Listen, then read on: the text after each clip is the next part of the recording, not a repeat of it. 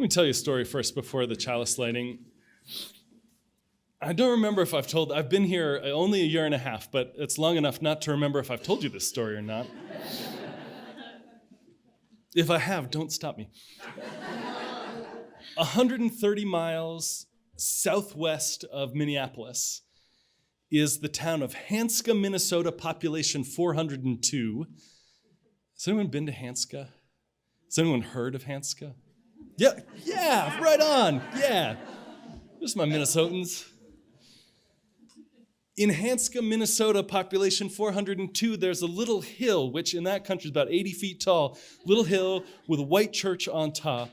And in the back and down the side of the church, there's a grove of trees and a graveyard with maybe 100 headstones. The oldest is from 1881. They're smooth, polished, black stone and old pitted white marble. The most recent's just a few years ago.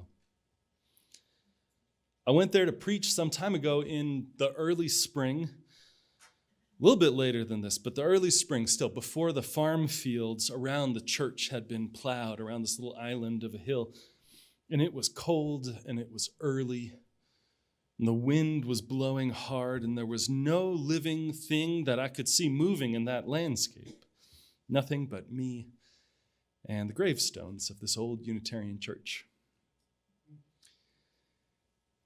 They had been founded in 1881, that church, split off from the local Norwegian Lutherans after bitter disputes over theology, an argument over who could be buried in the Lutheran church's graveyard. An argument, that is, about who counts and who doesn't count. Well, they affiliated with the American Unitarian Association, as it was called then, and they named themselves the Nora Free Christian Church. Free, that is, from any authority that told them what to believe and how to worship and who didn't count. In those early years, theology was a bitter split. This was a rural Norwegian immigrant farming community. And when that church split, friends and families split. And I know that some of your experiences too, even today, with families that have severed ties or have very carefully boundaried conversations when it comes to theology, when it comes to leaving out you or the people that you love. And yet, over the years, that Nora church thrived. Members founded the first secular community center in town. They founded the town library. There's this wonderful old photo, I don't even know when, of the 200 people spread out across the top of that little hillside in front of the church.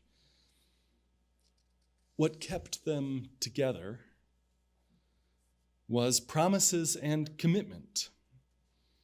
Promises they had made to each other, but also to themselves. And first, to themselves, each member of that congregation said, I am committing to live my life in the integrity of what I believe.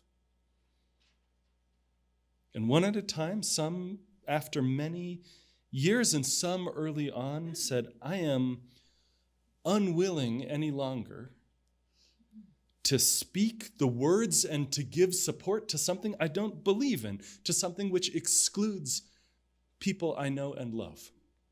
I'm unwilling to attend a church that says not all are worthy, because obviously all are worthy. And for many of those churchgoers out on the prairie 100 years ago and more, like many of us, maybe it came early in life, they knew it, and it may have been a long lifetime of passing before they could speak out loud the doubts and hopes and truth that they'd held for decades.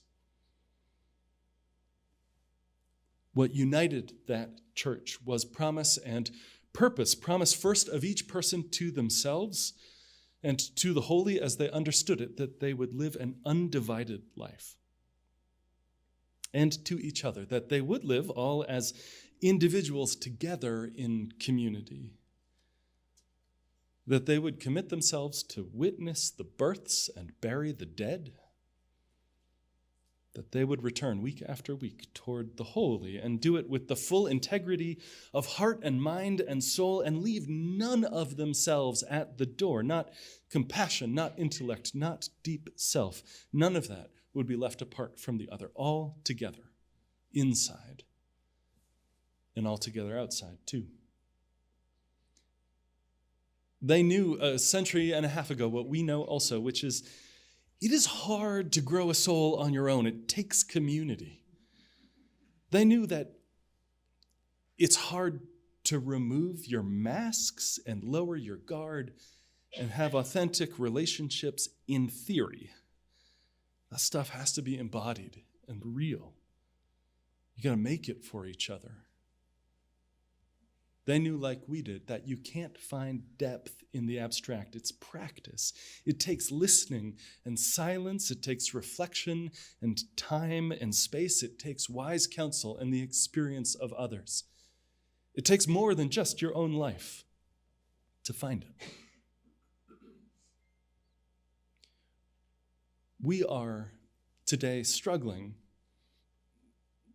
maybe like in every age, struggling against isolation, struggling against fragmentation, being one person in one room and a different person in another. And we're working to be whole. We're working to be present and awake, working to resist the seductiveness of things and the illusion of separateness. Those are the spiritual problems of their era and of ours. And in that spirit we gather this morning.